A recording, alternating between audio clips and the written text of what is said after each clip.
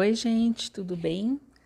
Agora nós vamos continuar com a unidade 8 de História, a segunda parte, tá? Nós já estamos na página 115. Enfim, a libertação dos escravizados. Na sua opinião, como foi a adaptação dos escravizados libertos à sociedade após a abolição da escravidão? Já pensaram nisso, como pode ter sido depois que eles foram libertos? Bom, gente, para começar eu quero dizer o seguinte, que o regime escravocrata no Brasil durou mais de 350 anos e o Brasil foi o último país da América a acabar com a escravidão. Isso são coisas importantes para vocês saberem. Depois de muitos anos, o movimento abolicionista, que era um movimento formado por pessoas que lutavam pelo fim da escravidão, ganhou força. Em 1888 foi assinada a Lei Áurea, que decretou o fim da escravidão no Brasil. A partir desse momento, a mão de obra escravizada passou a ser proibida aqui. E o que aconteceu com as pessoas que haviam sido escravizadas? Algumas migraram do campo para a cidade, foram do campo para a cidade. Aquelas que já tinham um trabalho nas cidades foram incorporadas como trabalhadores livres. Outros permaneceram no campo trabalhando livremente e recebendo pequenos salários. Muitas dessas pessoas, no entanto, não encontraram trabalho nem moradia. Após a abolição da escravidão, não houve nenhuma assistência do governo, nenhuma ajuda para integrar os escravizados libertos à sociedade, de forma que se tornassem cidadãos plenos. Eles tiveram muitos problemas, gente. Muitos dos escravizados não tiveram acesso à terra e à educação e ainda tiveram que conviver com a discriminação e o preconceito da sociedade, que isso dura, infelizmente, até hoje. Essa foto é de um abolicionista chamado Luiz Gama. Ele foi vendido como escravo em 1840 pelo próprio pai, mesmo sendo filho de mãe livre.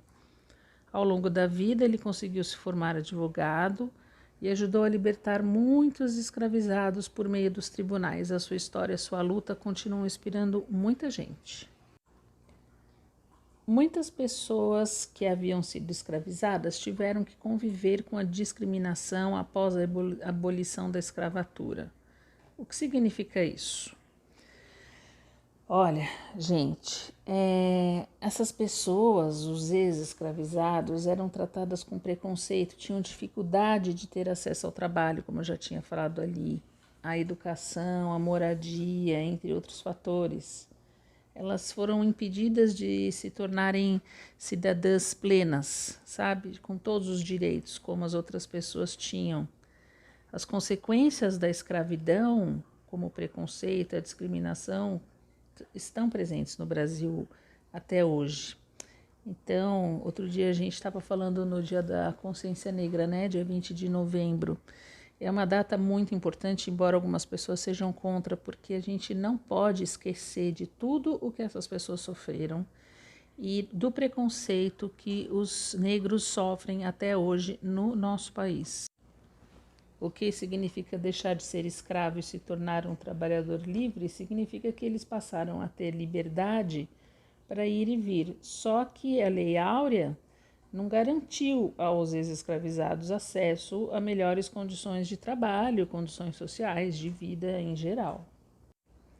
Observe as imagens e leia as legendas. Estabeleça uma comparação entre elas e depois responda as questões. A imagem A: Escravos comemoram a libertação, uma ilustração de Ângelo Agostini, publicada na Revista Ilustrada em 1888, que foi o ano da Lei Áurea. Na imagem B, propaganda de café veiculada pelo jornal Correio Paulistano em 10 de agosto de 1889. Bom, aí tem as perguntas na página 116, né? O que a imagem A representa? Os escravizados libertos estão em roda comemorando a abolição da escravatura, dançando em volta de uma fogueira. Dá para perceber? Essa fogueira Aparentemente não dá para ver muito bem, né? Feita com objetos utilizados para tortura durante o governo da escravidão, o período da escravidão. O que representa a imagem B? Olha, tem um homem negro recebendo um castigo físico de um homem branco por não ter servido a ele seu café preferido. É uma propaganda de 1899. Em que ano a imagem A foi feita? Quantos anos depois foi feita a imagem B? A A foi feita em 1888 e a B 11 anos depois, em 1899, né? O que essas duas imagens informam sobre a condição dos escravizados libertos após a abolição da escravidão? Bom, que a liberdade conquistada pela Lei Áurea, gente, não garantiu aos escravizados o acesso a melhores condições de vida, né? Só para registrar uma curiosidade, eu entrei para trabalhar na Irmã Catarina em 1988, no ano que a abolição da escravatura fez 100 anos, e foi no dia 13 de maio, nesse dia foi feriado. Agora estamos na página 117. Leia o texto a seguir, observe a fotografia e responda as questões.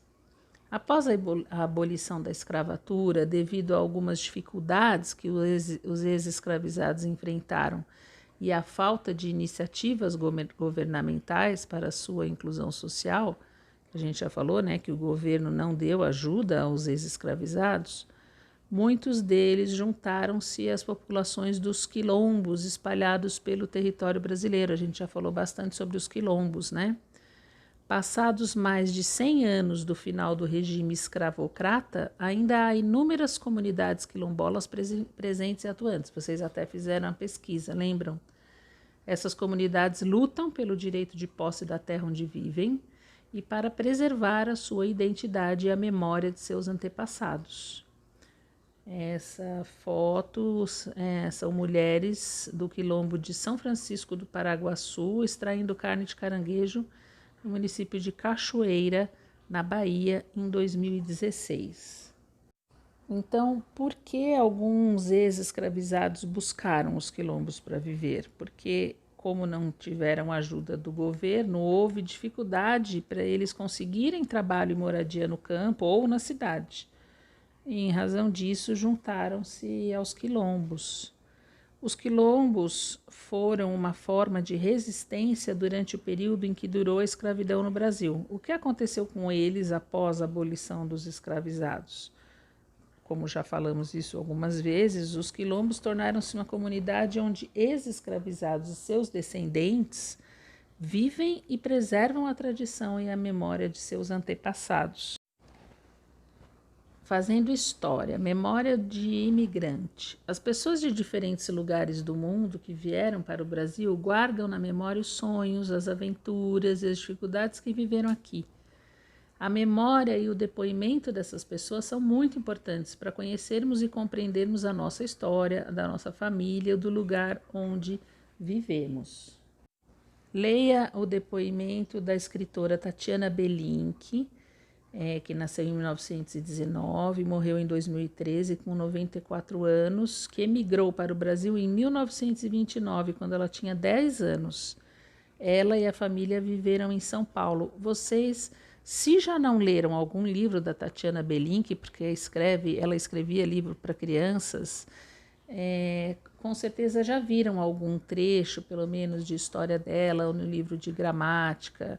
Acho bem difícil que ninguém tenha lido nada dela. Talvez vocês não estejam lembrando do nome. Vejam a história, que legal, gente. Ela falando, a Tatiana. Papai veio na frente. Depois mandou nos chamar. Aí viemos, mamãe e as 3 crianças. Sem saber a língua, sem dinheiro, sem nada. No navio havia um salão comprido reservado para o almoço. Todos comiam lá. E aquele lugar era o paraíso. Sabe por quê? Porque havia bananas em cima da mesa. Banana nós só víamos uma vez por ano, e uma banana só. Na minha imaginação, A banana aparecia em uma árvore grande, com 10 metros de altura, e cada árvore dava apenas uma banana. Aí, quando eu via em cima da mesa um cacho de bananas, uma coisa assim era extraordinário. A gente queria avançar. Para uma criança, aquela viagem não foi entediante, ao contrário, foi interessantíssima. Imagina, o deck, o mar, poder dar voltas, o pôr do sol, o nascer do sol, coisas maravilhosas, extraordinárias, belíssimas. O balanço do mar. Eu não enjoava. Eu descia para comer e metade do povo nem comparecia mais porque estava enjoado. Eu não. Para mim era interessante demais para ficar enjoando. Não podia perder tempo enjoando. E voltando às bananas, meu primeiro amor brasileiro foram as bananas mesmo, porque quando o navio chegou ao Rio de Janeiro, eu olhei para baixo e eis que estava ali um cacho de bananas da minha altura, uma coisa assim. Era coisa de conto de fadas. Parecia o país mais rico do mundo. Eram tantas bananas assim, largadas ali no meio do porto. Foi extraordinário. Eu amo bananas até hoje. Quando a Tatiana escreveu isso, ela tinha 88 anos. Legal essa história, né, gente? Na página 119, falam para responder no caderno, não precisa, vamos só conversar. Quem é a personagem principal da história, que é a própria Tatiana, né, que ela conta de onde ela veio de um país chamado União Soviética, que era união de várias repúblicas que depois se separaram, ficaram países independentes, como a Rússia, a Estônia, Lituânia, Cazaquistão e várias outras. E como foi a viagem dessa personagem, de sua família para o Brasil? Como ela falou, o pai veio primeiro, depois mandou chamar a mulher e os 3 filhos. Ela conta que muitas pessoas enjoaram na viagem, mas ela achou tudo maravilhoso e diferente, principalmente o fato de poder comer bananas que ela adorava. Gente, observe o documento e responda as questões. Esse documento que está aí, vocês acham que é atual ou antigo? E por quê? Como você descobriu? O B, você sabe dizer que documento é esse? Para que ele serve? Troca ideias. Bom, tá escrito que documento é esse, né, gente? Que é um passaporte e é um documento necessário para todo mundo que for viajar para fora do Brasil. Sem ele, a gente não pode viajar. Entreviste, ainda na página 119, né? Entreviste uma pessoa que veio do exterior quer dizer fora do Brasil ou de outra região do país que não seja de São Paulo, para a cidade em que você mora. Siga o roteiro abaixo. Perguntar para a pessoa quando você chegou à cidade, por que você veio sozinho ou com outras pessoas? Que motivos trouxeram você para cá, para a cidade de São Paulo, no caso, né? Conte como foi sua viagem e de que você mais gostou quando chegou e do que não gostou. Eu gostaria que vocês fizessem isso. Hoje é quarta-feira, dia 25 de novembro. Vocês podem fazer para a próxima quarta-feira, tá bom? Dia 2 de dezembro. Vamos combinar isso? Até dia 2 de dezembro vocês mandam uma fotinho para mim, bem escrito, letras maiúsculas no começo das respostas, né? Letra bonita, frases bem elaboradas, bem construídas. Se vocês puderem entrevistar alguém que veio de fora do Brasil, melhor. Se não, pode ser de alguém que veio de outra cidade ou preferencialmente de outro estado, tá? Então fica combinado, é a última coisa que eu vou pedir de história para vocês. No dia 2 de dezembro, até o dia 2 de dezembro, vocês mandam essa foto dessa atividade. Combinado? Página 120. Novos imigrantes. Você sabe o significado de multiculturalismo? Explique por que o Brasil é um país multicultural.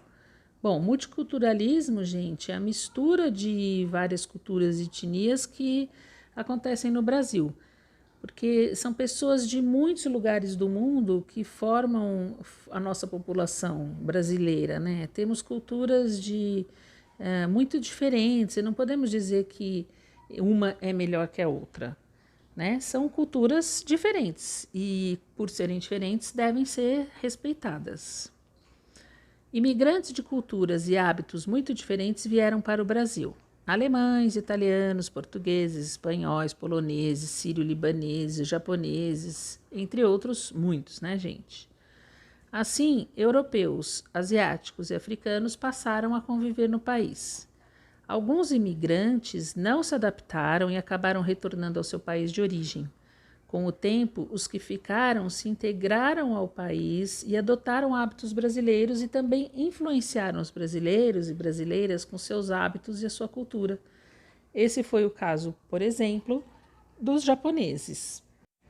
A chegada dos primeiros japoneses. Olha, os primeiros imigrantes japoneses chegaram ao Brasil a bordo do navio Kasato Maru, que atracou no Porto de Santos em 1908. O Japão passava por um momento de grande aumento populacional e por isso não havia empregos para toda a população.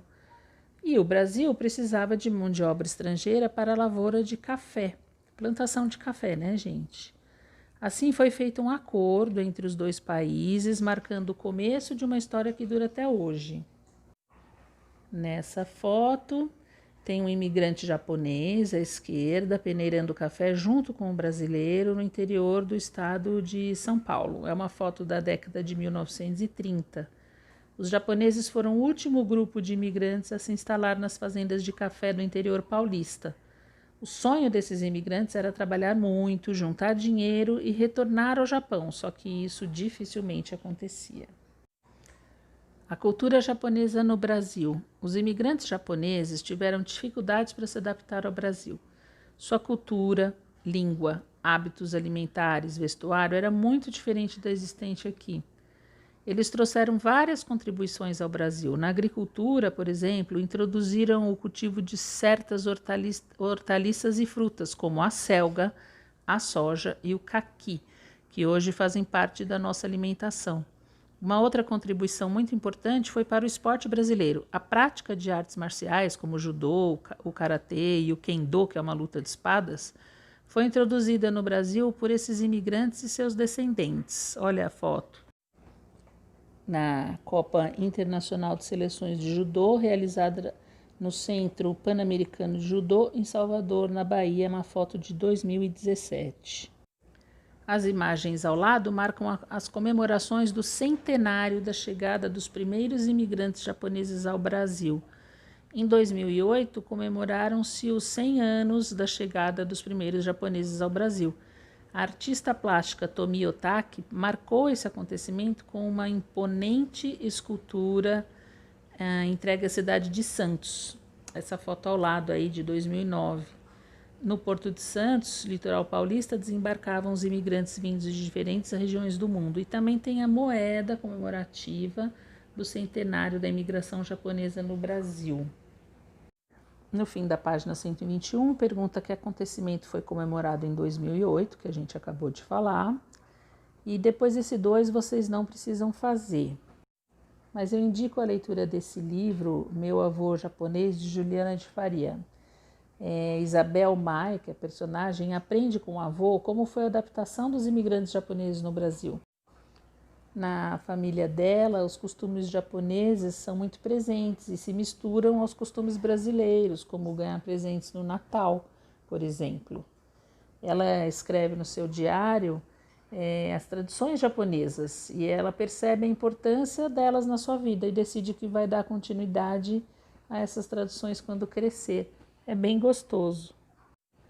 Na página 122, assinale as afirmativas que explicam o movimento de imigração de europeus para o Brasil ocorrido entre o final do século XIX e o início do século XX. A gente já falou isso no outro vídeo, né? Que a parte da Europa enfrentava uma grave crise econômica e o regime de escravidão no Brasil estava em crise. E buscavam-se trabalhadores livres. São as duas afirmativas corretas. Depois, responda as perguntas. Qual foi o objetivo da imigração no sul do Brasil?